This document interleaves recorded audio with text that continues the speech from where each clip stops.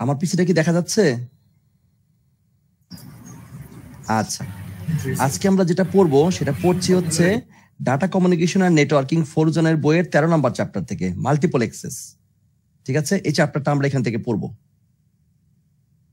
ঠিক আছে, তোমাদের 3 নম্বর এডিশন যে ছিল ডাটা কমিউনিকেশন আর নেটওয়ার্কিং ফরুজানের বই, এই বইয়ের 13 নম্বর চ্যাপ্টার থেকে মাল্টিপল অ্যাক্সেস। আচ্ছা, মাল্টিপল অ্যাক্সেস বোঝানোর আগে কিছু একটু বেসিক জিনিস বোঝাই। যেমন আমরা যখন কোনো সার্ভিস ব্যবহার করি, সার্ভিসগুলো 2 রকমের হয়। আচ্ছা, তোমাদেরকে আগেই বলে রাখতেছি যে যখন কোনো কোশ্চেন মনে হবে সাথে সাথে আমাকে কোশ্চেন করবা, ওই শেষের জন্য বসে থাকবা না, আমি সাথে সাথে অ্যান্সার করবো। ঠিক আছে, এবং রেগুলারই ওকে স্যার জি স্যার লাগবে, কারণ হচ্ছে আমি তো কাউকে দেখতে পাচ্ছি না। আর কেউ যদি ক্যাম্পাসে থাকো তো আমার রুমেও চলে আসতে পারো, কোনো সমস্যা নাই, কারণ আমি ইউনিভার্সিটিতে আছি, আমি বাসায় না, আমি ইউনিভার্সিটিতে বসেই ক্লাস নিচ্ছি। না স্যার, এই গরমে কেউই ক্যাম্পাসে যাবে না। আচ্ছা ঠিক আছে, না ইউনিভার্সিটিতে আজকে বোধহয় একটু গরম কম। আচ্ছা এনিওয়ে, আবার বলছি, আমরা যখন কোনো সার্ভিস ব্যবহার করি, সার্ভিসগুলো নর্মালি 2 রকমের হয়। একটাকে বলা হয় পয়েন্ট টু পয়েন্ট, আর একটাকে বলা হয় multi point. Point to point মানে কি? পয়েন্ট টু পয়েন্ট মানে হচ্ছে ডেডিকেটেড কানেকশন, মানে যেটা তোমার জন্য ডেডিকেটেড। আর মাল্টি পয়েন্ট মানে হচ্ছে শেয়ার্ড। আরো সহজ করে বলি, ধরো তুমি তোমার নিজের বাসায় থাকো, তোমার নিজের বাসায় নিজের রুম আছে, নিজের ধরো বিছনা আছে, নিজের ওয়াশরুম আছে, সব হচ্ছে নিজের জন্য, সব নিজের জন্য ডেডিকেটেড। খেয়াল করবা তোমার বাসায় তোমার কোনো প্রবলেম নাই, কারণ সব তোমার জন্য ডেডিকেটেড, নিজের রুম, নিজের বিছনা, নিজের সবকিছু, ওয়াশরুম টশরুম সবই নিজের। প্রবলেম হয় কখন? যখন ধরো তুমি ইউনিভার্সিটি হলে আসো, ইউনিভার্সিটি হলে এসে কি দেখো যে একটা রুম, এখানে তিন চারজন শেয়ার করে, ওয়াশরুম শেয়ার করে, এবং ঝামেলাটা সেখান থেকেই শুরু হয়। কিরকম ঝামেলা? তখন দেখা যায় ওই দরজার উপরে কিছু রুলস রেগুলেশন টাঙানো থাকে, যে জোরে কথা বলা যাবে না, কাউকে ডিস্টার্ব করা যাবে না, বিভিন্ন ধরনের পার্টি করা যাবে না, রাত 11টা পরে রুমে ঢোকা যাবে না, এরকম 100টা নিয়ম দরজার মধ্যে টাঙানো থাকে। তোমরা এগুলো খেয়াল করছো কখনো? হ্যাঁ, এটা কেন থাকে? কারণ যখন পয়েন্ট টু পয়েন্ট হয় তখন আসলে কোনো রুলস রেগুলেশনের প্রয়োজন পড়ে না। যখনই মাল্টি পয়েন্ট হয়, মানে মাল্টিপল ইউজার যখন কোনো একটা কিছুকে শেয়ার করে, অর্থাৎ মাল্টিপল ডিভাইস যখন কোনো রিসোর্স বা মিডিয়ামকে শেয়ার করে। মিডিয়ামকে কেন শেয়ার করতে হয়? কারণ ডিভাইসগুলো তাদের ডাটাগুলো পাঠায় মিডিয়ামকে ব্যবহার করে। তোমরা সবাই জানো যে আমাদের যে কোনো ডাটা যখন মিডিয়ামকে, মানে বাতাসের মাধ্যমে ডাটা যায় বা ওয়্যারলেসের মাধ্যমে ডাটা যায়, যেভাবে যাক না কেন, কোনো একটা মিডিয়ামকে তারা শেয়ার করে, তাই না? সবাই তো একইভাবে ডাটা পাঠায়, সব ডিভাইসগুলো, তাদেরকে মিডিয়ামটাকে শেয়ার করতে হয়। এই শেয়ার করতে গেলেই তখন দেখা যায় কলিশন হয়। সবাই ডাটা পাঠায়, সবার ডাটাগুলোর মধ্যে কি হয়? এক ধরনের ধাক্কাধাক্কি বা কলিশন হয়। যখন একা কোনো একটা কিছু ব্যবহার করে, ধরো একটা রাস্তা, এটা তোমার জন্য ডেডিকেটেড করা, দেখবে তোমার কোনো সমস্যা নেই। যখনই 10-12টা ডিভাইস, 10-12টা যানবাহন ওই রাস্তাটা ব্যবহার করা শুরু করে, তখন দেখা যায় রাস্তার মধ্যে সমস্যা শুরু হয়ে যায়, ঠিক কিনা? ঠিক একইভাবে মাল্টিপল ডিভাইস যখন রিসোর্স গুলো শেয়ার করা শুরু করে, তখনই সেখানে ঝামেলা শুরু হয়। তখনই সেখানে আমাদের কি করতে হয়? কিছু রুলস রেগুলেশন সেট করতে হয়। এই রুলস রেগুলেশন গুলো বলা হয় হচ্ছে প্রোটোকল। কি বলা হয় রুলস রেগুলেশন গুলোকে? প্রোটোকল। ঠিক আছে, তো আজকে আমরা এই প্রোটোকল গুলো সম্পর্কে পড়বো। শুধু আজকের ক্লাস না, আজকের ক্লাস এবং আগামী ক্লাসেও আমরা এই প্রোটোকল গুলো সম্পর্কে পড়বো। এই প্রোটোকল গুলো কেন কাজে লাগে? যাতে মাল্টিপল ডিভাইস কোনো একটা মিডিয়ামকে ঠিকভাবে ব্যবহার করতে পারে উইদাউট কলিশন, মানে কোনো ধরনের ধাক্কাধাক্কি ছাড়া, কলিশন ছাড়া। কারণ ডাটাগুলোর মাঝে যদি কলিশন হয়, সেই ডাটা লস্ট হয়ে যায়, হারিয়ে যায়। এবং আমরা চাই ডাটা যাতে লস্ট না হোক এবং কলিশন যাতে না হোক। আর আরেকটা জিনিস আমি বলে রাখি, আমরা এখানে অনেক ধরনের প্রোটোকল ব্যবহার করে কলিশনটাকে কমানোর চেষ্টা করব, কিন্তু কলিশনটাকে 0% জীবনও করা সম্ভব না। আমার কথা বুঝতে পারছি? এই যে তুমি যে আমরা তোমরা যে একসাথে এক রুমে থাকো, সেখানে আমরা অনেক ধরনের রুলস রেগুলেশন কেন সেট করি? যাতে সবার মাঝে এক ধরনের কলিশন বা দ্বন্দ্ব কমে যায়। কিন্তু আমরা কখনোই ক্লেম করতে পারবো না যে 100% কলিশন থাকবে না বা ঝগড়াঝাটি হবে না। এটা কখনোই ক্লেম করা সম্ভব না। কিন্তু যেটা করা যায়, কলিশনটাকে কমায় আনা যায়। বুঝতে পারছো? জি স্যার। আমরা এখন ধাপে ধাপে বললাম স্যার 0% একদম করা যায় না কলিশনটাকে, না, তাহলে তো কখনই কিছু ডাটা মনে হয় লস হয়। সব সময় হবে, এটা আমাদেরকে ধরে নিতেই হবে, কিছু পার্সেন্ট ডাটা লস্ট হবেই। ঠিক আছে, আমরা যেটা পারি প্রবাবিলিটি অনেক কমায় আনতে পারি, যাতে লসটা অলমোস্ট টেন্স টু জিরো, যেটা আমরা ক্যালকুলেশনে বলি যে ক্যালকুলাসে পড়ো না, টেন্স টু জিরো, মানে একদম জিরো কাছাকাছি নিয়ে আসতে পারি, কিন্তু কখনোই জিরো করা সম্ভব না। এরপরে রাইট, তো আমরা 3 ধরনের প্রোটোকল ব্যবহার করব। প্রথম প্রোটোকলটাকে হচ্ছে র্যান্ডম অ্যাক্সেস প্রোটোকল, তারপরটা হচ্ছে কন্ট্রোল অ্যাক্সেস, লাস্টে হচ্ছে চ্যানেলাইজেশন। ঠিক আছে, আচ্ছা র্যান্ডম অ্যাক্সেস প্রোটোকল মানে কি? আচ্ছা প্রথমে আমাকে বলো র্যান্ডম মানে কি? এলোপাথারি বা যে কেউ। র্যান্ডম অ্যাক্সেস প্রোটোকল মানে হচ্ছে কোনো ডিভাইসের কাছে যখন ডাটা থাকে তখন সে ইজিলি ডাটা পাঠাতে পারে without being control by any other station, তাকে কেউ কোনো বাধা দিতে পারবে না। অর্থাৎ কোনো একটা স্টেশন মানে হচ্ছে নোড বা ডিভাইস, কোনো একটা ডিভাইসের কাছে যখন ডাটা থাকবে, এই ডাটাটাকে আমরা বলি ফ্রেম, কারণ যেহেতু আমি ডাটা লিঙ্ক ক্লিয়ার পড়াচ্ছি, তো কোনো একটা ডিভাইসের কাছে যখন ফ্রেম থাকবে তখন সে অবশ্যই সেই ফ্রেমটা পাঠাতে পারবে, তাকে কেউ কোনো বাধা দিতে পারবে না। এইটাকে বলা হচ্ছে random access. Every station has the right to access the medium without being control by any other station. আমার কাছে যখন ফ্রেম আছে, আমার সে অ্যাক্সেস রাইট আছে, আমার সে অধিকার আছে ফ্রেমটা পাঠানোর, কেউ আমাকে কন্ট্রোল করতে পারবে না।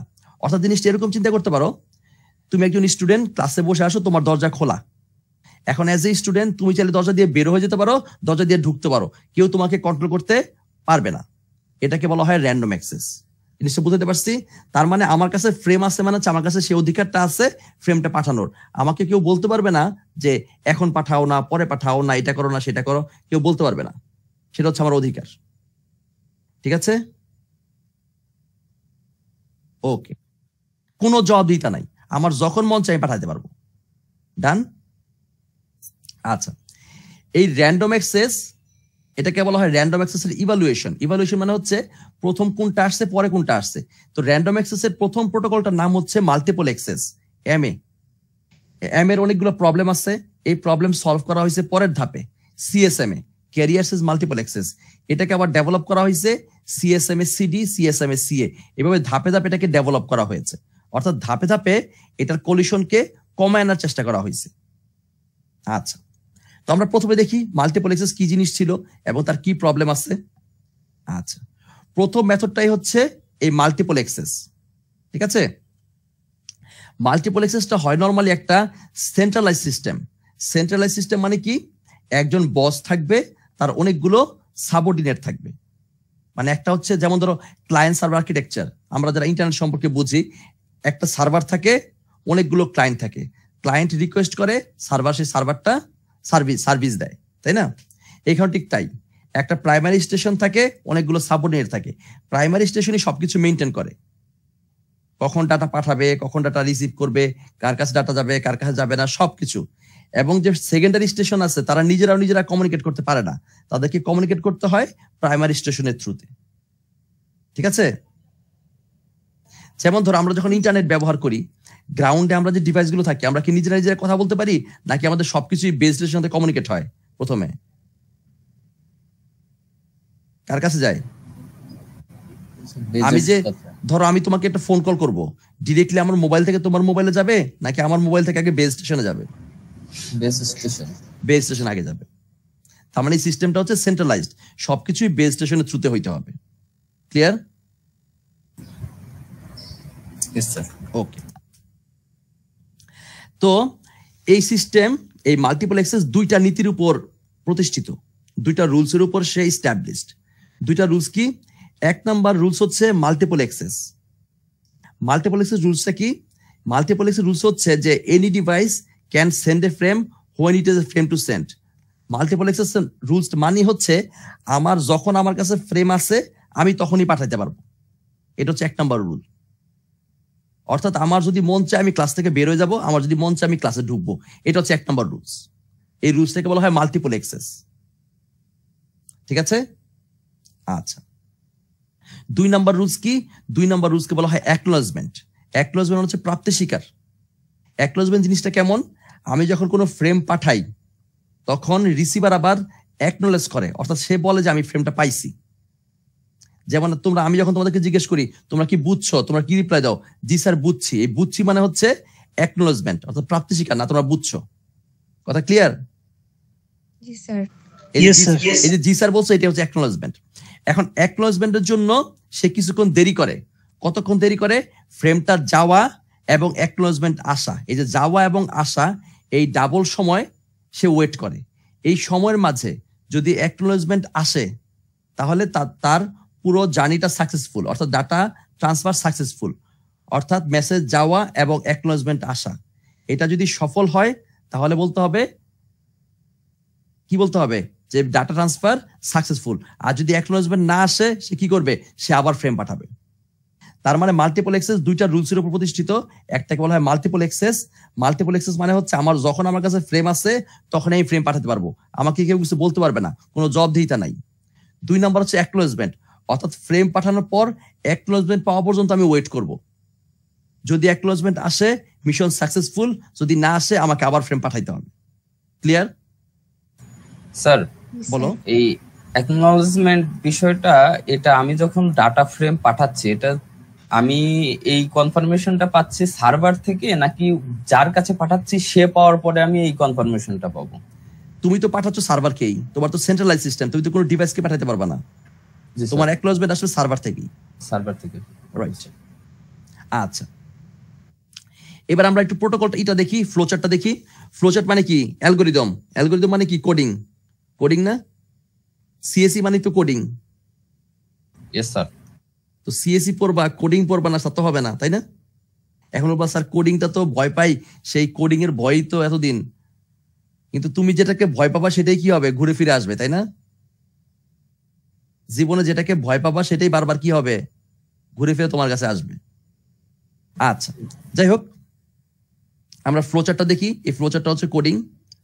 প্রথমে স্টার্ট করলাম, স্টার্ট মানে হচ্ছে কোডিং স্টার্ট করলাম। সেট ব্যাক অফ টু 0, এই ব্যাক অফটা হচ্ছে কাউন্টার। আমরা প্রোগ্রামিং শুরুর সময় কি করি, লিখি না for i is equal to 0, i less than n, initialise করি না আমরা একটা ভ্যালু, এটা হচ্ছে সেটা, অর্থাৎ কাউন্টারকে আমরা 0 করলাম। ডান। আচ্ছা, তারপর ফ্রেমটা পাঠাইলাম, সেন্ড দ্য ফ্রেম। ওয়েট করলাম। কেন ওয়েট করলাম? অ্যাকনোলেজমেন্ট আসার জন্য।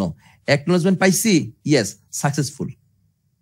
মানে প্রথম লাইন দেখো, স্টার্ট, আমি আমার ব্যাকঅফটাকে 0 করলাম, মানে কাউন্টারকে 0 করলাম, ফ্রেমটা পাঠাইলাম, ওয়েট করলাম অ্যাকনোলেজমেন্টের জন্য, অ্যাকনোলেজমেন্ট পাইলাম, ইয়েস পাইলাম, তার মানে সাকসেসফুল।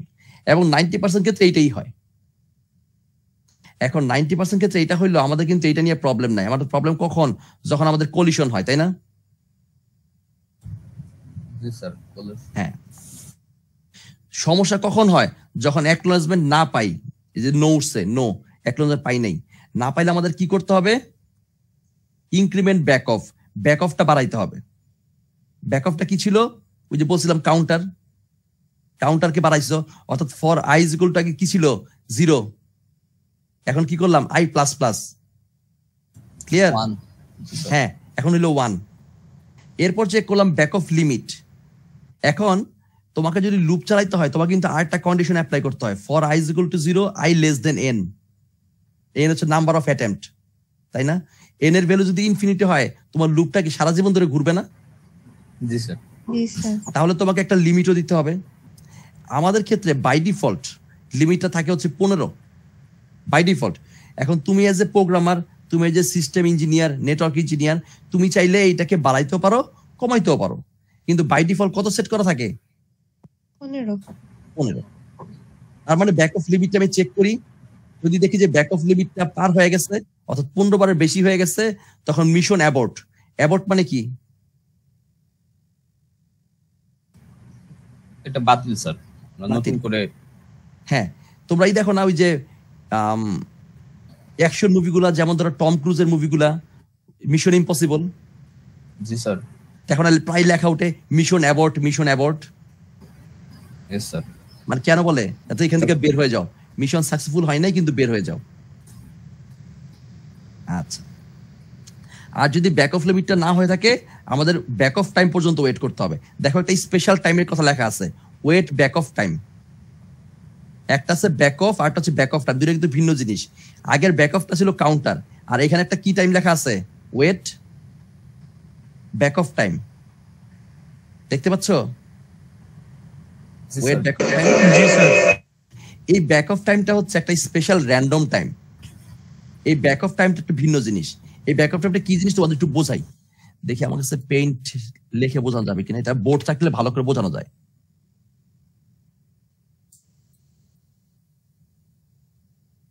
লেখা যাবে কিনা আমি ঠিক জানি না, আচ্ছা দেখি পারি কিনা। আচ্ছা, এই ব্যাক অফ টাইমটা ডিপেন্ড করে হচ্ছে 0 থেকে 2 টু দি পাওয়ার n পর্যন্ত।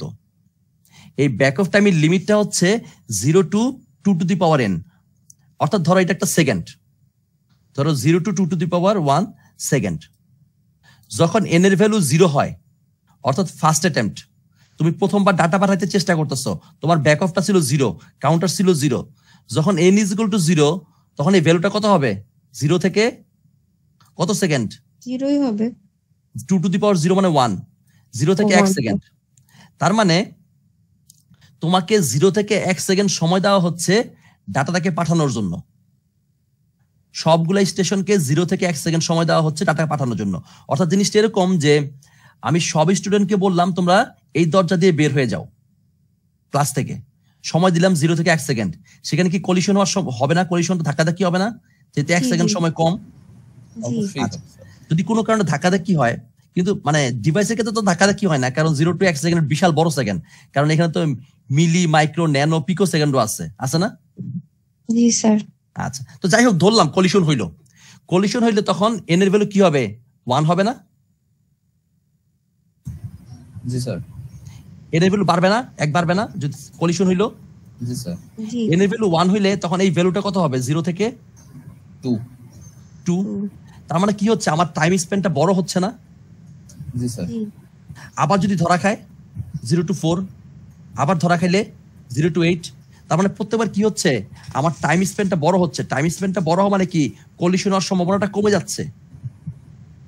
আগে ছিল আমার 1 সেকেন্ড, 1 সেকেন্ডে ক্লাসের সবাইকে বললাম তোমরা দরজা দিয়ে বের হয়ে যাও, তুমি বললা স্যার এখানে কলিশন হবে। এখন 1 সেকেন্ডের জায়গায় আমি যদি তোমাকে 64 সেকেন্ড দেই, অর্থাৎ 1 মিনিটের বেশি দেই, কলিশন হওয়ার সম্ভাবনা কমে যাবে। রাইট, তার মানে যতবার কলিশন হয় আমার এই ব্যাক অফ যে র্যান্ডম টাইমটা এটা বড় হতে থাকে, অর্থাৎ পরের বার যাতে কলিশনটা হওয়ার সম্ভাবনা কমে যায়। এখন তুমি ওকে বলবা স্যার আপনাকে এরকম ধাপে ধাপে আপনি এরকম বড় করতেছেন কেন, কলিশন হওয়ার পর বড় করতেছেন কেন? প্রথমে আপনি যেহেতু আপনার 15 বার আছে, আপনি 2 টু দি পাওয়ার 15 প্রথমেই বাড়ায় দেন না কেন? মানে এতবার ধাপে ধাপে চেক করা দরকার। আমার সময়টাকে কমায় নিয়ে আসতে হবে, প্লাস কলিশন হলে তো ডেটা হারাচ্ছে, সেটাকেও আমার মিনিমাইজ করা লাগবে। রাইট, আমার দুইটা কাজই করতে হবে। জিনিসটা এরকম, ধরো তুমি বাজারে গেছো পকেটে অনেক টাকা নিয়ে, ধরো পকেটে ধরো 10,000 টাকা নিয়ে তুমি বাজারে গেছো ওই শার্ট প্যান্ট কেনার জন্য বা জামা কাপড় বা মেয়েদের ড্রেস কেনার জন্য। তুমি প্রথমে কি 10,000 টাকা দিয়ে জামা কিনে ফেলবা, নাকি তার সাথে দামাদামি করবা, 1,000 টাকা দেন, 1,500 টাকা দেন, 2,000 টাকা দেন, কোনটা করবা? নেগোশিয়েট করবা। এইখানেও ঠিক তাই, নেগোশিয়েট আমি কেন করি? কারণ আমাকে টাইম সেভ করতে হবে, ওদিক দিয়ে আমাকে টাকা সেভ করতে হবে। কথা ক্লিয়ার? জি স্যার। কারণ নেটওয়ার্কিং এর ক্ষেত্রে টাইমিং একটা বিশাল ফ্যাক্টর, মনে রাখবো সবসময়। নেটওয়ার্কিং এর টাইমিং একটা বিশাল ফ্যাক্টর। আমরা জীবনে সব জায়গায় টাইম ডিলে সহ্য করতে পারি, নেটওয়ার্কিং এ কেউ ডিলে সহ্য করতে করে না। উদাহরণ দিয়ে বলি, এই যে যেমন ধরো আমরা খেলা দেখি আইপিএল, ধরো তোমার ফ্রেন্ড আইপিএল দেখতেছে, তার মোবাইলের ডাটাটা 2 সেকেন্ড আগে আসতেছে, তোমার কিন্তু মেজাজ খারাপ হয়ে যাবে, কেন আমারটা 2 সেকেন্ড স্লো, সে কেন 2 মিনিট আগে দেখতেছে, তাই না? এই যে এল ক্লাসিকো খেলা দেখতেছো, লা লিগার খেলা দেখতেছো, বা ইউএফএ চ্যাম্পিয়ন্স লিগ খেলা দেখতেছো, সেখানে হয়তো তারটা তোমার আগে গোল হয়ে যেতেছে, তোমারটা হইতেছে না, তোমারটা বাফারিং করতেছে, তুমি কি সহ্য করবা?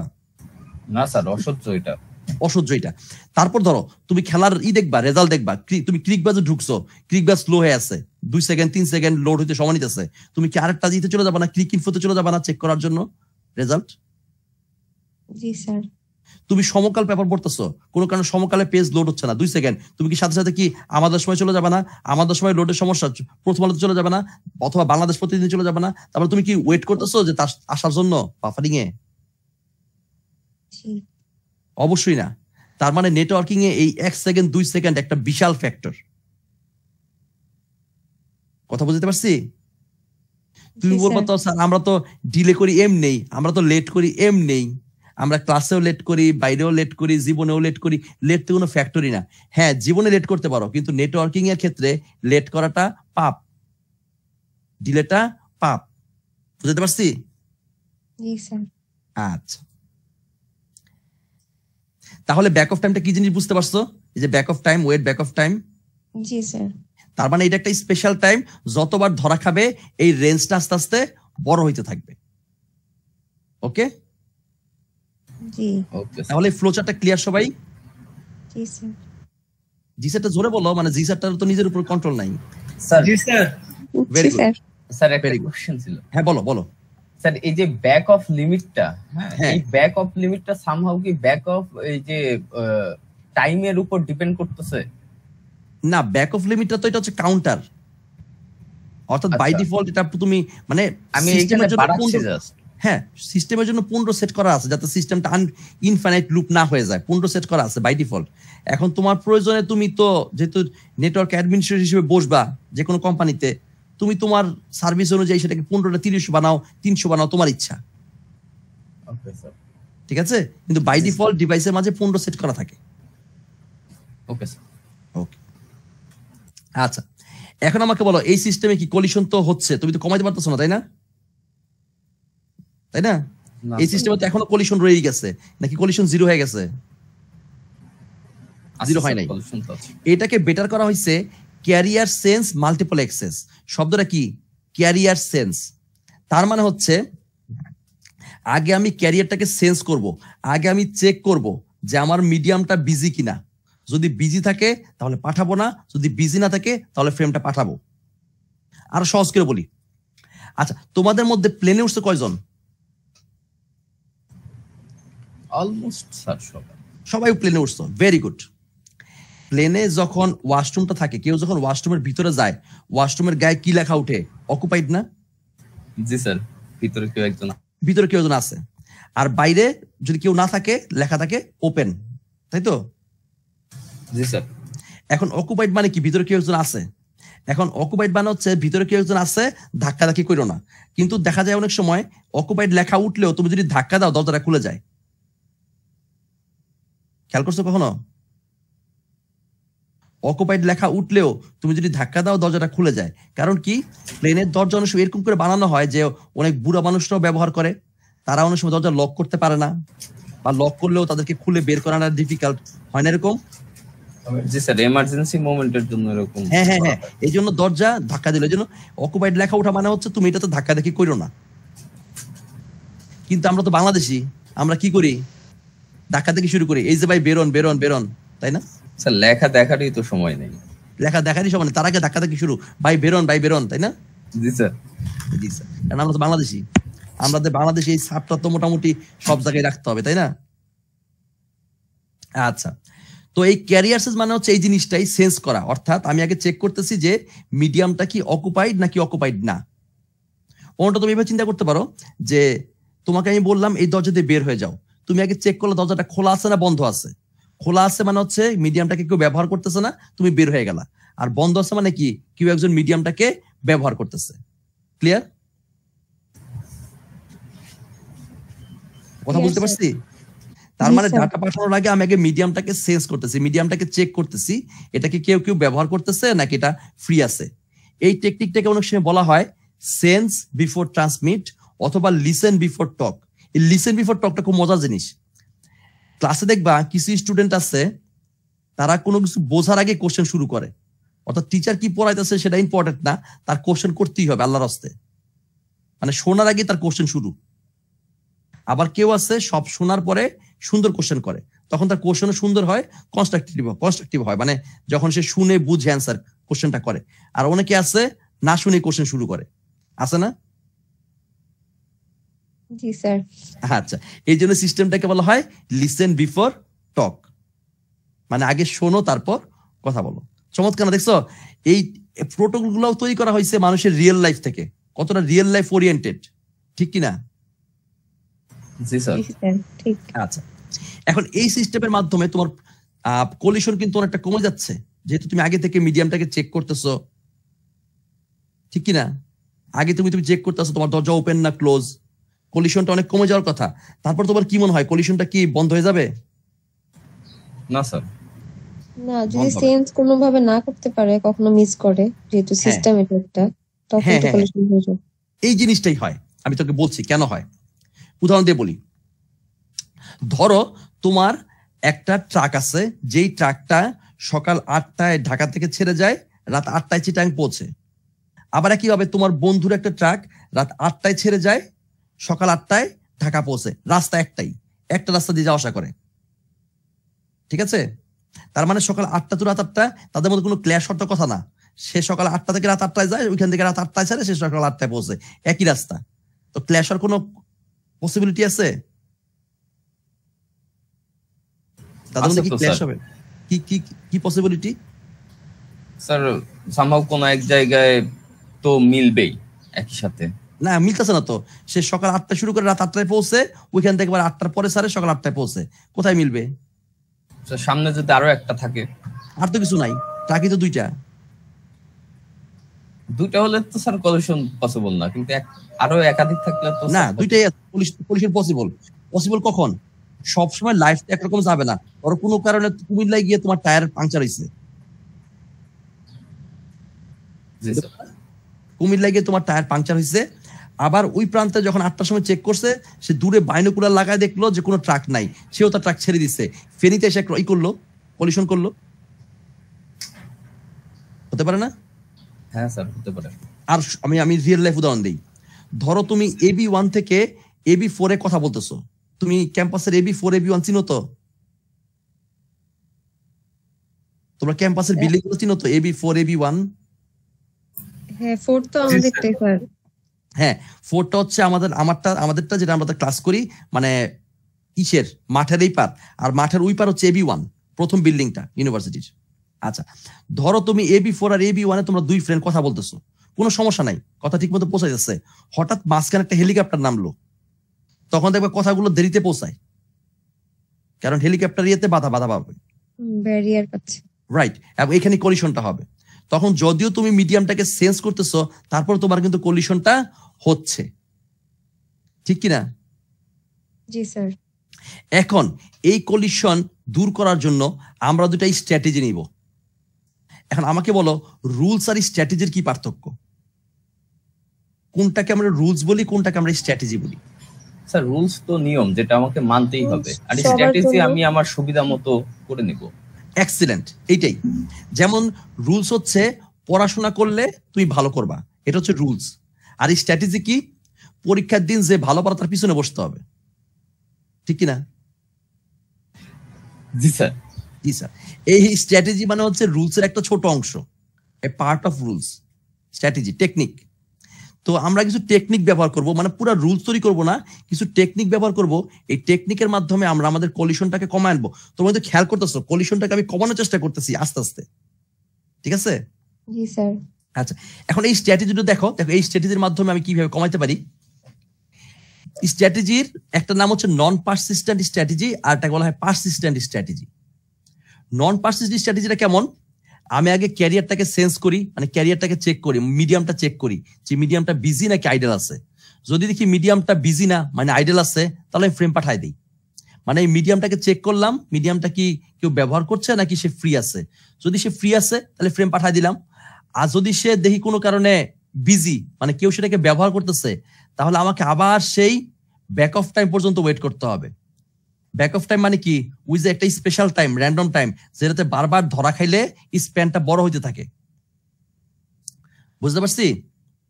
এই যে ব্যাক অফ টাইমটা আমি যোগ করি, এটা কিন্তু সিস্টেমটাকে খুব বেশি ইনএফিশিয়েন্ট করে ফেলে। অর্থাৎ তুমি যতবার ধরা খাবা, তোমার টাইম তত বেশি লাগতেছে। এবং নেটওয়ার্কিং ক্ষেত্রে এই টাইমিংটা একটা বিশাল ফ্যাক্টর, তোমাকে অনেক বেশি ডিলে করে ফেলতেছে। আর যেই সার্ভিসটা ডিলে হয়, সেই সার্ভিসটাকে তো আমরা ব্যবহার করব না। বুঝতে পারছি? জি। এই জন্য আমরা পারসিস্টেন্ট স্ট্র্যাটেজি একটা রাখবো, যেখানে আমরা এই ওয়েট বলে কোনো ফ্যাক্টর থাকবে না, যেখানে আমরা ওয়েট করতে রাজি না। চেক করে দেখো পাশেরটায়, ক্যারিয়ারটাকে সেন্স করতেছি, বিজি কিনা, না, ফ্রেম পাঠাচ্ছি। আর যদি দেখি বিজি, সে আবার মিডিয়ামটাকে চেক করতেছি। মাঝখানের যে ওয়েট করার ফ্যাক্টরটা, এটাকে তুলে দিছি আমরা সিস্টেমটাকে ইফিশিয়েন্ট করার জন্য। কিন্তু কোনো এক জায়গায় যদি আমরা সার্ভিস নেই, আরেক জায়গায় গেলে কিন্তু আমাদের কিছুটা কম্প্রোমাইজ করতে হয়, এটা জানো তো? জি। যেমন ধরো তোমরা এখন আজকে অনলাইনে ক্লাস করতেছো, ভালো, অনলাইনে ক্লাস করতেছো, বাসায় বসে ক্লাস করতেছো, কিন্তু লাইফের সাথে কিছু না কিছু কম্প্রোমাইজ কিন্তু হচ্ছে। যেমন সামনাসামনি ক্লাস হলে যেরকম লাগতো, অনলাইন ক্লাসে কিন্তু সেরকম ভালো লাগতেছে না, স্বাভাবিক। সামনাসামনি আছে ক্লাস হলে যে ধরনের আই কন্টাক্ট হইতো, কোশ্চেন জিজ্ঞেস করা যাইতো, যতটা মনোযোগ বেশি হতো, অতটা মনোযোগ কিন্তু অনলাইনে হচ্ছে না, ঠিক কিনা? এই জন্য কোন এক জায়গায় মানে সুবিধা পাইলে আরেক জায়গায় কম্প্রোমাইজ করতেই হয়। এই জায়গার কম্প্রোমাইজটা কি? এই জায়গায় ফ্রেমটা পাঠাবে কিন্তু একটা প্রবাবিলিটি অ্যাড করে দিচ্ছে, উইথ প্রবাবিলিটি পি। তার মানে কি? তার মানে হচ্ছে যেমন ধরো দুইজন ফ্রেন্ড, তারা একটা দরজা ব্যবহার করবে, অর্থাৎ দুইটা ডিভাইস একটা রাউটার ব্যবহার করে ডাটাকে পাস করবে। কিন্তু যদি দেখে কোনো কারণে মিডিয়ামটা ফ্রি আছে, তারপরও তারা কিন্তু ডাটা পাঠাবে না, একটা প্রবাবিলিটি তারা সেট করে দিচ্ছে। ধরো প্রবাবিলিটি সেট করলো 20%, তার মানে 80% সময় তারা ডাটা পাঠাবে না, যদিও দেখে মিডিয়ামটা ফ্রি আছে। অর্থাৎ মিডিয়ামের কাছে গিয়ে তারা একটা র্যান্ডম ভ্যালু জেনারেট করবে। ভ্যালুটা যদি 1 থেকে 20-এর মধ্যে হয় তাহলে সে ফ্রেমটা পাঠাবে, আর যদি বেশি না হয়, মানে 20-এর বেশি হয়, তাহলে সে ফ্রেমটা পাঠাবে না। তার মানে হচ্ছে দুজন ফ্রেন্ড, তারা যদিও দেখে মিডিয়ামটা ফ্রি আছে, তারপরে কেউ জানে না কে কখন ফ্রেমটা পাঠাবে, অর্থাৎ কেউ কাউকে প্রেডিক্ট করতে পারবে না। তাহলে কলিশনের সম্ভাবনা কিন্তু কমে যায়। দুজন ফ্রেন্ড, তারা কিন্তু কেউ বুঝতেছে না কে পাঠাবে বা কে পাঠাবে না, তারা নিজেদেরকে প্রেডিক্ট করতে পারবে না, কখনই সে বুঝতে পারবে না আরেকজন কি করবে, অর্থাৎ মিসম্যাচ হওয়ার সম্ভাবনাটা বেশি থাকবে, এই জন্য কলিশনটাও কম হবে। বুঝতে পারছি?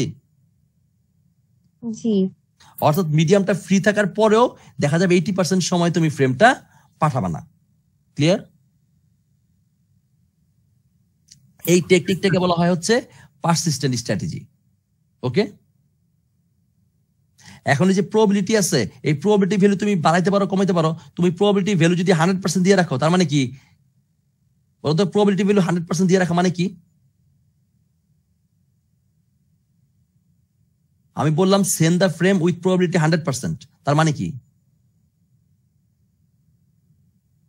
তার মানে কলিশন হওয়ার সম্ভাবনা প্রবাবিলিটি 100% মানে হচ্ছে তোমার ফ্রেম যদি কোনো কারণে মিডিয়ামটাকে ফ্রি পায়, তারা 100% সময় ফ্রেম পাঠিয়ে দিবে, তারা 1 সেকেন্ড দেরি করবে না। মানে প্রবাবিলিটি 100% মানে হচ্ছে সে যদি মিডিয়ামটাকে ফ্রি পায়, সে সাথে সাথে ফ্রেম পাঠিয়ে দিবে। আর 100% হচ্ছে কমাই দিলে কি হবে? সে ফ্রেম পাঠানোর সম্ভাবনাটাও কমে যাবে। আমার যত কম থাকবে 10%, 20%, 15%, তার মানে কি আমি বেশিরভাগ সময় ফ্রেম পাঠাবো না, খুব কম সময় ফ্রেমটা পাঠাবো। তার মানে আমাকে কেউ প্রেডিক্ট করতে পারবে না যে কখন আমি ফ্রেমটা পাঠাবো। বুঝতে পারছি? জি স্যার। ওকে, এই সিস্টেমটাকে এই ক্ষেত্রে স্যার সিস্টেমটা স্লো হয়ে গেল না? না, তুমি তো বারবার 1 ন্যানো মাইক্রো সেকেন্ডের মধ্যে সে মোটামুটি 1000 বার চেক করে ফেলতেছে। ওকে স্যার, তাই না? এখানে তো ওয়েট বলে কোনো সিস্টেম নাই, শুধু চেকিং এর সময় যাচ্ছে। চেকিংটা তো ন্যানো মাইক্রো সেকেন্ড, পিকো সেকেন্ড হয়ে যায়, সময়টা অনেক কম লাগতেছে। ঠিক আছে? জি স্যার। আচ্ছা, ওকে। এখন আমাদের যখন অসুখ বিসুখ হয়, তখন কিন্তু আমরা 2টা প্রসিডিওর অ্যাপ্লাই করি। এক, অসুখ হলে আমরা ওষুধ খাই, মেডিসিন নেই, অথবা আমরা অসুখ থেকে দূরে থাকার চেষ্টা করি, অর্থাৎ রোদে যাই না, তারপরে বৃষ্টিতে ভিজি না, ঠান্ডা কিছু খাই না। এগুলো কেন করি? যাতে আমাদের অসুখ বিসুখ কম হয়। যেমন ধরো তোমরা আজকে ক্যাম্পাসে আসতেছো না, কেন আসতেছো না? তাদের প্রবলেম না হয়, যেহেতু বাইরে অনেক রোদ, আসা যাওয়ার পথে যদি ঠান্ডা পড়ে, এই রোদের মধ্যে তোমরা যদি গরমে অসুস্থ হয়ে যাও, ঠিক না? জি স্যার। কিন্তু তোমাদের স্যার তো ঠিকই আসতেছে, আমি তো অফিসেই আছি। আপনি তো অলরেডি অসুস্থ, আর কি অসুস্থ হবেন? এইটাও ঠিক, আমি তো অলরেডি রুলস আমাদের স্ট্র্যাটেজি। আচ্ছা, এখন সিস্টেম এখানে 2টা, একটা হচ্ছে কলিশন ডিটেকশন, অর্থাৎ যখন অসুখ হবে তখন আমাদেরকে প্রোটেকশন নিতে হবে, অর্থাৎ ডিটেকশন মেথডে যেতে হবে। অর্থাৎ আমার ধরো জ্বর ভালো হচ্ছে না, তখন আমাকে ডাক্তারের কাছে যেতে হবে, ডাক্তার আমাকে কিছু টেস্ট দিবে, মানে ডিটেকশন মেথড। আর আরেকটা মেথড আছে, সেটা হচ্ছে কলিশন অ্যাভয়েডেন্স মেথড, অর্থাৎ যাতে আমার আর অসুখ বিসুখ না হয়, ডাক্তারের কাছে যেতে না হয়, এই প্রসিডিউর মেনটেন করা। ঠিক আছে? তো আমরা দুইটা মেথডই দেখবো। একটাকে বলা হয় CSMA CD, CD মানে হচ্ছে কলিশন ডিটেকশন, আর CSMA CA, CA মানে হচ্ছে কলিশন অ্যাভয়েডেন্স। প্রথমে আমরা দেখি CD ডিটেকশন, ডিটেকশনে কি করে সেটা আমরা একটু দেখি। হ্যাঁ, আচ্ছা, প্রথমে আমরা স্টার্ট করলাম, ব্যাক অফটাকে 0 করলাম। ব্যাক অফটাকে 0 মানে কি, আমাদের যে কাউন্টার ছিল কাউন্টারকে আমরা 0 করলাম। তারপর একটা স্ট্র্যাটেজি নিলাম। কোন স্ট্র্যাটেজি? পারসিস্টেন্ট স্ট্র্যাটেজি নিয়ে ফ্রেমটা পাঠাইলাম, চেক করলাম কলিশন হয়েছে না সাকসেসফুল। তো 99% ক্ষেত্রে এইটাই হয়, মানে কলিশন হয় না, সাকসেসফুল হয়। এখন 99% নিয়ে কিন্তু আমাদের মাথা ব্যথা না, আমাদের মাথা ব্যথা কত পার্সেন্ট নিয়ে? ওই 1% নিয়ে। যদি কোনো কারণে কলিশন হয়, কলিশন দেখলাম কলিশন হয়েছে, ইয়েস, তখন আমি কি জেনারেট করব? একটা জ্যাম সিগন্যাল জেনারেট করব। জ্যাম সিগন্যালটা কি বোঝাচ্ছি। ধরো একটাই দরজা, তোমরা দুইজন ফ্রেন্ড বের হইতে নিলা, কলিশন হইলো, সাথে সাথে জ্যাম সিগন্যাল জেনারেট হবে, অর্থাৎ পো পো আওয়াজ শুরু করবে। আওয়াজটা মানে হচ্ছে সবাই ফ্রেম পাঠানো বন্ধ করে দিবে।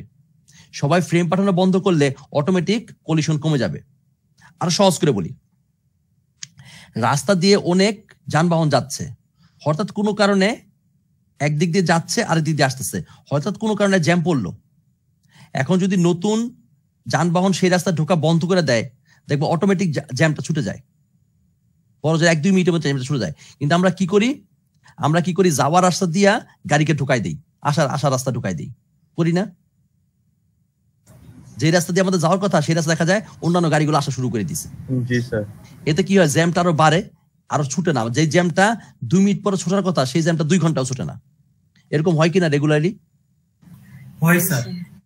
এবং এর ক্ষেত্রে মোটরসাইকেল খুব চমৎকার রোল প্লে করে।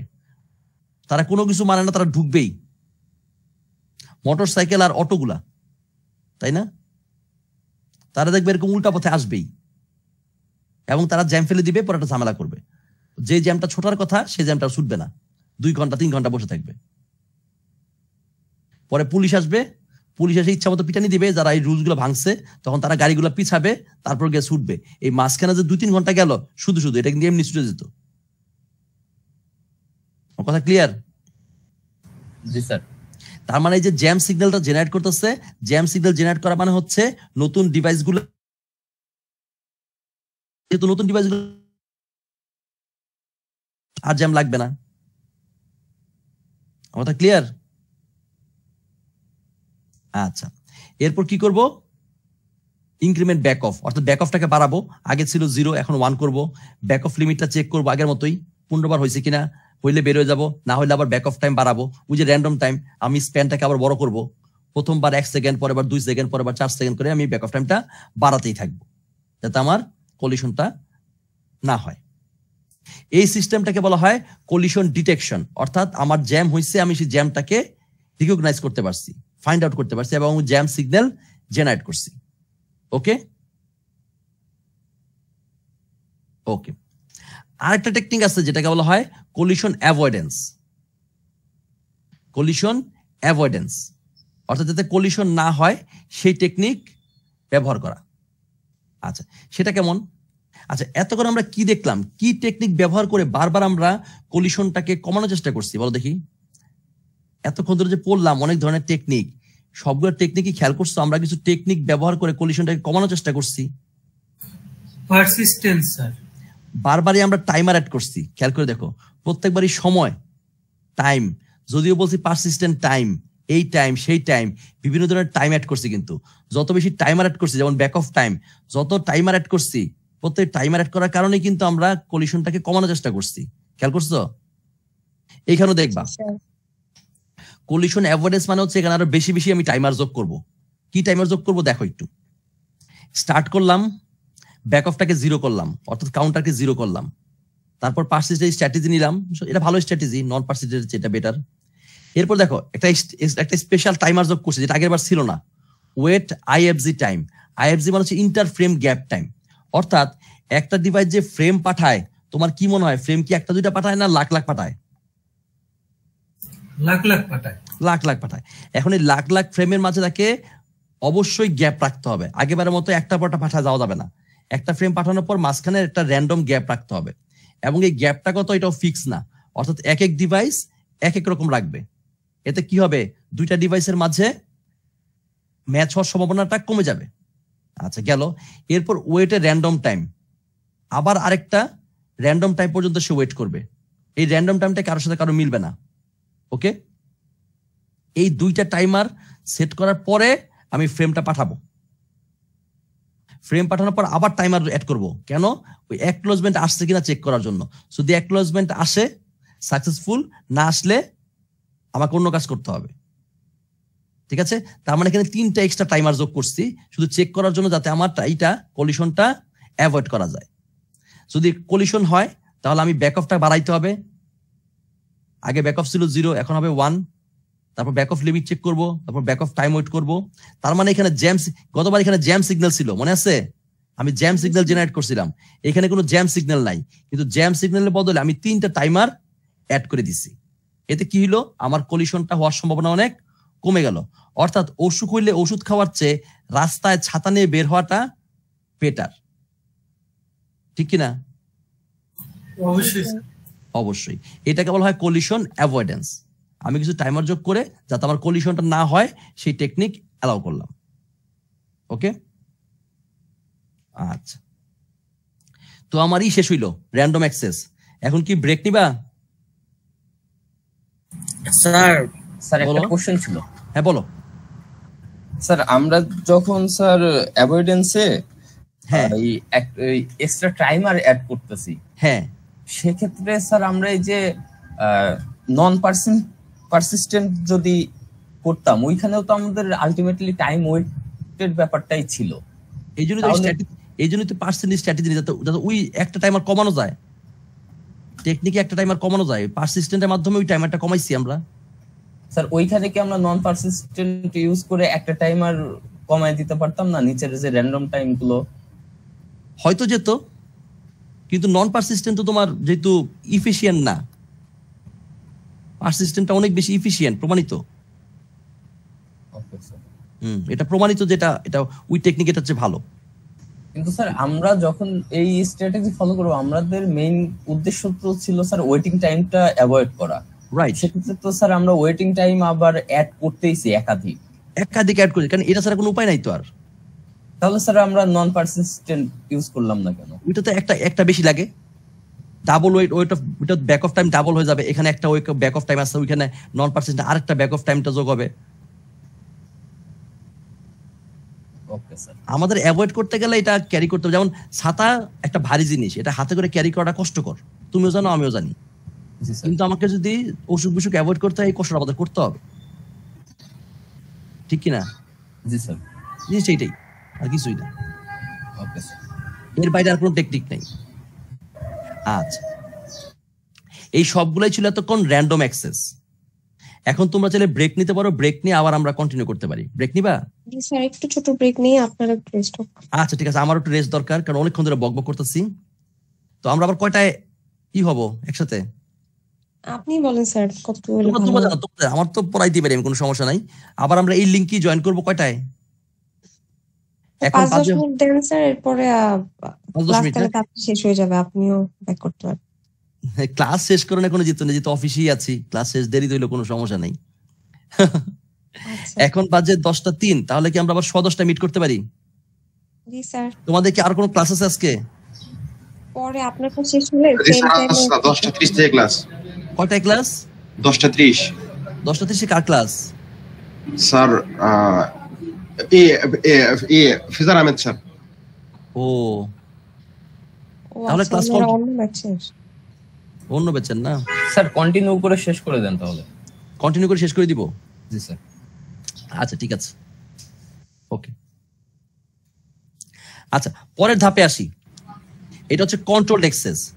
এর আগে আমরা যেটা পড়ছি সেটা হচ্ছে র্যান্ডম অ্যাক্সেস। র্যান্ডম অ্যাক্সেস মানে হচ্ছে ওই যে বলছিলাম, আমি কারো দ্বারা কন্ট্রোলড হব না, কেউ আমাকে বলতে পারবে না এটা করো না ওইটা করো, ঠিক আছে? তো কন্ট্রোল অ্যাক্সেস জিনিসটা সেরকম না। কন্ট্রোল অ্যাক্সেস মানে হচ্ছে ডিভাইসগুলোকে অন্য ডিভাইসের সাথে কনসাল্ট করে নিতে হবে, আগে থেকে ডিসকাস করে নিতে হবে, তারপর ডাটা পাঠাতে পারবে। অর্থাৎ তোমাদের দুইজন ফ্রেন্ড যদি একই দরজা দিয়ে বের হইতে নেয়, তাদেরকে নিজেদের মধ্যে কনসাল্ট করে নিতে হবে কে কখন বের হবে। অর্থাৎ ডিভাইসগুলোকে has to consult with other station. আগেবারের মতো জিনিসটা এরকম হবে না যে আমার যখন মন চায় আমি বের হয়ে গেলাম, জিনিসটা সেরকম না। এবার তোমাকে হইতে হবে কনসাল্ট বেসড অর্থাৎ ডিসকাশন বেসড। আগে থেকে ডিভাইসগুলোকে নিজেদের মধ্যে কনসাল্ট করে নিতে হবে। এই সিস্টেমটাকে বলা হয় কন্ট্রোল অ্যাক্সেস। এখন ডিভাইসগুলো যদি আগে মধ্যে কথা নিজের মধ্যে কথা বলে নেয় যে আমি কখন বের হব, সে কখন বের হবে, কে কখন ডাটা পাঠাবে, এতে কি তোমার কোলিশনের সময়টা অনেক কমে যায় না? অবশ্যই, আগেবার চেয়ে তো অবশ্যই অনেক কমে, ঠিক কি না?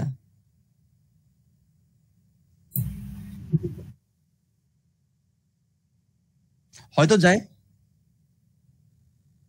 কোলিশন কি কমতেছে যদি কন্ট্রোল অ্যাক্সেস হয়? হ্যাঁ, আচ্ছা, ভেরি গুড। তো কন্ট্রোল অ্যাক্সেস অনেক ধরনের হয়।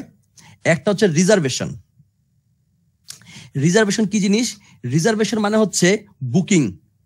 তোমরা অনেক সময় বুকিং দাও না, যেমন ধরো তোমরা কক্সবাজার যাবা, ঘুরতে যাবা, তোমরা কি হোটেল রুম বুক দাও না, তারপর রিসোর্ট বুক দাও না, বা এখানে ধরো আমরা যদি কোনো অনুষ্ঠান করতে চাই, আমরা ধরো ICH বুকিং দেই, প্রফেসর আমিনুল ইসলাম হল বুকিং দেই, এই যে বুকিং দেই না আমরা,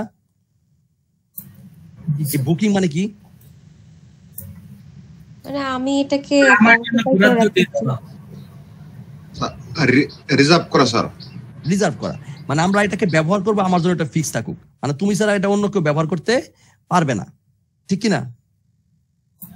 ঠিক একইভাবে ধরো স্টেশন আছে 5টা, তাদেরকে 5 মিনিট সময় দেওয়া হলো ডাটা পাঠানোর জন্য। তারা কি করবে? তারা 5 মিনিট সময় 5 দিয়ে ভাগ দিবে, অর্থাৎ প্রত্যেক স্টেশনের জন্য 1 মিনিট করে সময় রাখবে। এই 1 মিনিট সময় যে কোনো স্টেশনের জন্য ডেডিকেটেড, যে এই সময় অন্য কেউ পাঠাইতে পারবে না। খেয়াল করে দেখো ছবির মধ্যে ফিগার 13.9, স্টেশন 1 প্রথমে সে বুক দিছে, যে 1 লেখছে, সে রিজার্ভেশন ফ্রেমের মধ্যে সে বুক দিছে, তার মানে হচ্ছে সে এই ফ্রেমটা সে ব্যবহার করবে, এই সময় সে ফ্রেম পাঠাবে, এই সময় অন্য কোনো স্টেশন ফ্রেম পাঠাইতে পারবে না। আবার ধরো পরের ধাপে স্টেশন 431 তারা বুকিং দিছে, তারাই শুধুমাত্র ফ্রেম পাঠাতে পারবে, অন্য কেউ ফ্রেম পাঠাইতে পারবে না। এই সিস্টেমটাকে বলা হয় রিজার্ভেশন, অর্থাৎ আমি ফ্রেম পাঠানোর আগে আমাকে রিজার্ভ করতে হবে, ওই টাইম স্লটটা আমাকে রিজার্ভ করতে হবে। এই রিজার্ভ করা ছাড়া আমি ফ্রেম পাঠাইতে পারবো না। যদি আমার রিজার্ভেশন থাকে তাহলে শুধুমাত্র ফ্রেম পাঠাতে পারবো, উইদাউট রিজার্ভেশন আমি ফ্রেম পাঠাইতে পারবো না। এই টেকনিকটাকে বলা হয় রিজার্ভেশন। ক্লিয়ার? ক্লিয়ার। আচ্ছা, আরেকটা টেকনিক আছে যেটা একটু আগে বললাম, সেন্ট্রালাইজ সিস্টেম। সেন্ট্রালাইজ সিস্টেম কিরকম ছিল? একজন প্রাইমারি স্টেশন হয়, একটা সার্ভার হয়, অনেকগুলো কি হয়? ক্লায়েন্ট হয়, অর্থাৎ অনেকগুলো তোমার ওই যে সাবঅর্ডিনেট ডিভাইস হয়। এখন এই ধরনের টেকনিক গুলাতে এই প্রাইমারি স্টেশন বা ক্লায়েন্ট সার্ভার আর্কিটেকচারে প্রাইমারি স্টেশনই সবকিছু মেনটেন করে, অর্থাৎ প্রাইমারি স্টেশনে ঠিক করে কখন কার কাছে ডাটা যাবে এবং কখন কারো কাছ থেকে ডাটাটা রিসিভ করা হবে। ডিভাইসগুলো বলার কোনো রাইট নেই, ডিভাইসগুলো নিজ থেকে কোনোদিন ইনিশিয়েট করতে পারে না, যা করে সব কে করে? Primary station.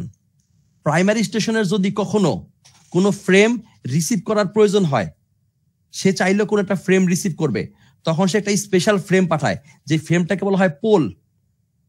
পোল মানে হচ্ছে জিজ্ঞেস করা, অর্থাৎ খেয়াল করে দেখো প্রাইমারি স্টেশন এই ফিগারে প্রথমে স্টেশন এর কাছে পোল মেসেজ পাঠাইছে, তার মানে সে জিজ্ঞেস করতেছে স্টেশন এ কে যে তোমার কি কোনো ফ্রেম পাঠানোর আছে? এ কি রিপ্লাই করলো? এনএকে মানে হচ্ছে নেগেটিভ অ্যাকনোলেজমেন্ট, তার মানে এ বললো যে আমার কাছে কোনো ফ্রেম পাঠানোর নাই। তখন সে আবার বি কে জিজ্ঞেস করলো পোল পাঠায়া যে তোমার কোনো ফ্রেম পাঠানোর আছে? বি তখন তার ডাটাটা পাঠায় দিল যে হ্যাঁ ডাটা আছে।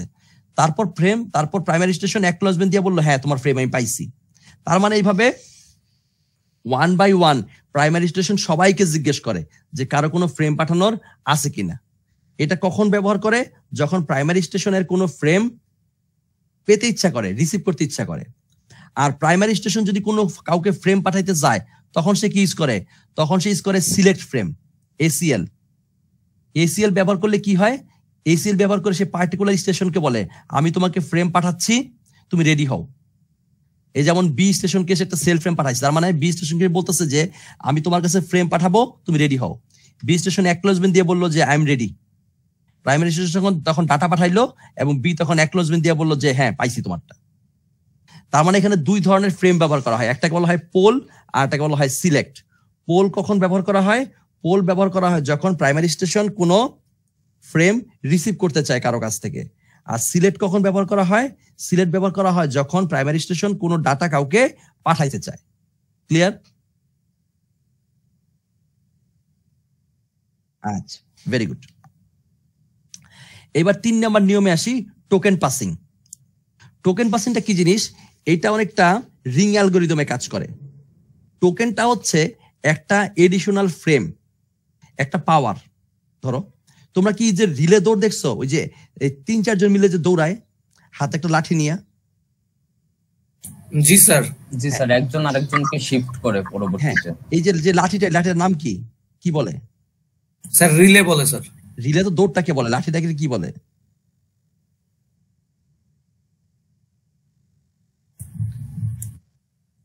লাঠিটা জানো না কি বলে? না স্যার।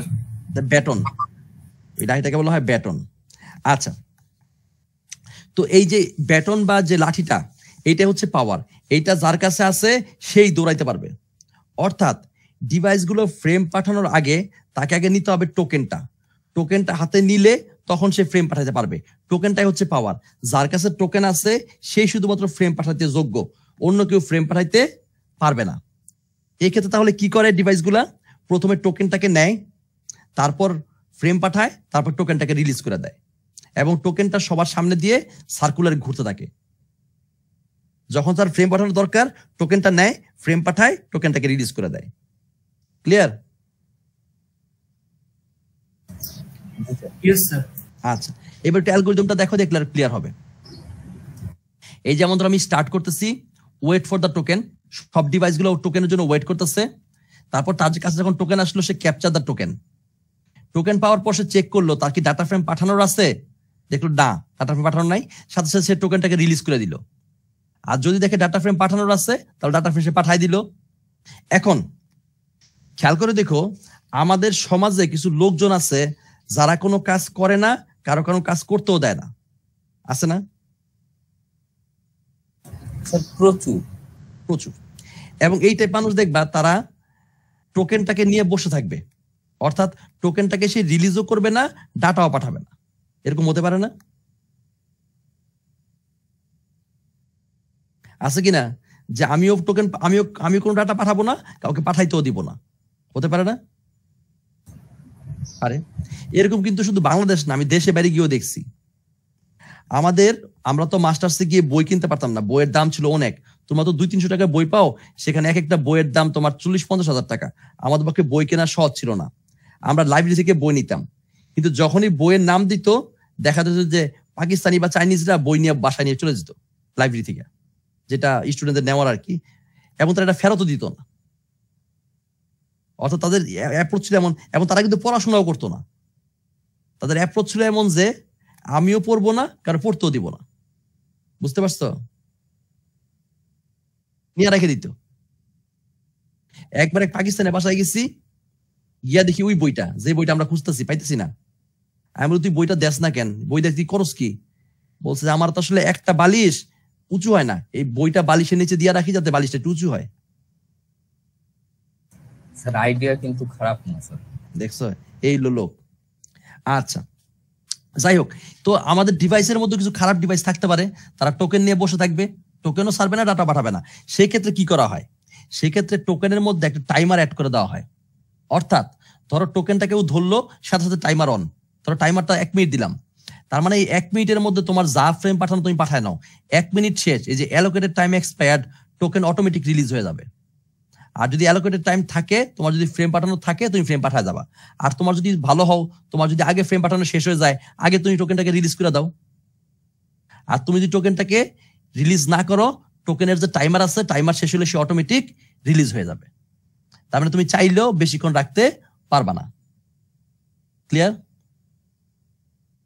ওকে, এখন তুমি আমাকে বলতে পারো যে স্যার, আমার যদি ওই টোকেনের টাইমে যদি আমার শেষ, ডাটা পাঠানো শেষ না হয়, তাহলে কি করব?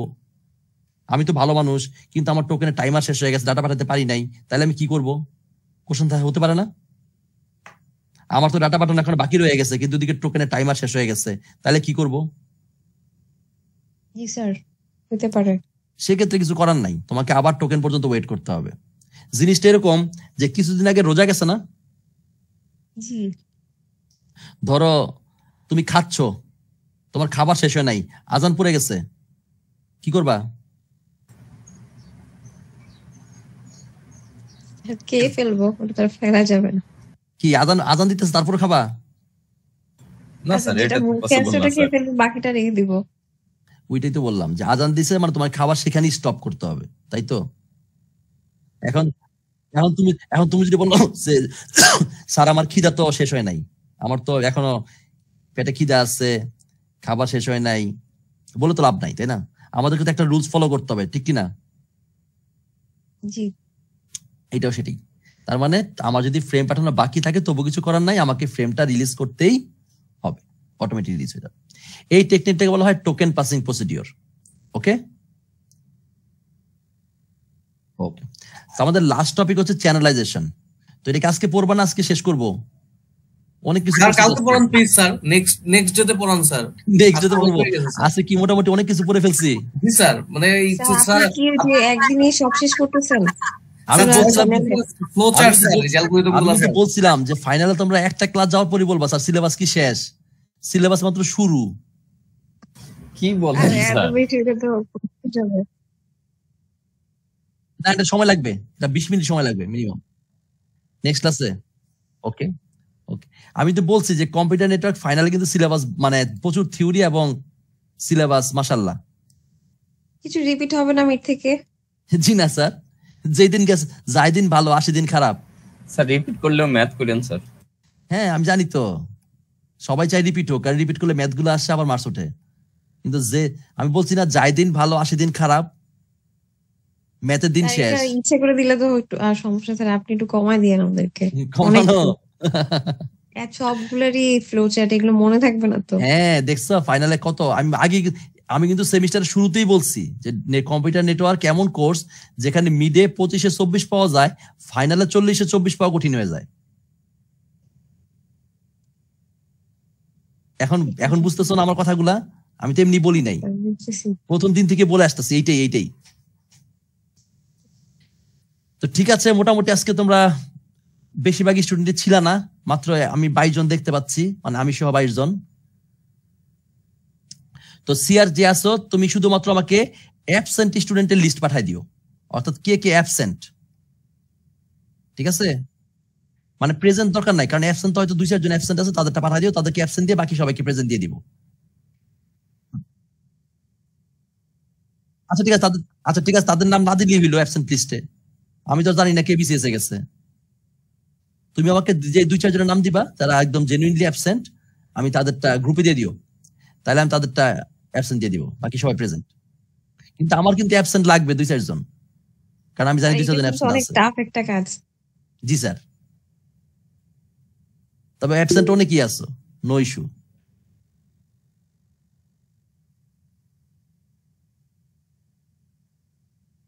Very good very good. তো ঠিক আছে, আজকে তাহলে বিদায় নেই, আমাদের নেক্সট কবে দেখা হবে আবার? ইনশাআল্লাহ নেক্সট শুক্রবার। নেক্সট শুক্রবার, এবং সেটা অফলাইন সামনাসামনি। জি স্যার, ইনশাআল্লাহ। ইনশাআল্লাহ। ঠিক আছে, তাদের মধ্যে ভালো থেকো সবাই। রেকর্ডিং, আচ্ছা রেকর্ডিংটা গ্রুপে দিয়ে দিও। রেকর্ডিং অফ করছো না নাকি চলতেছে?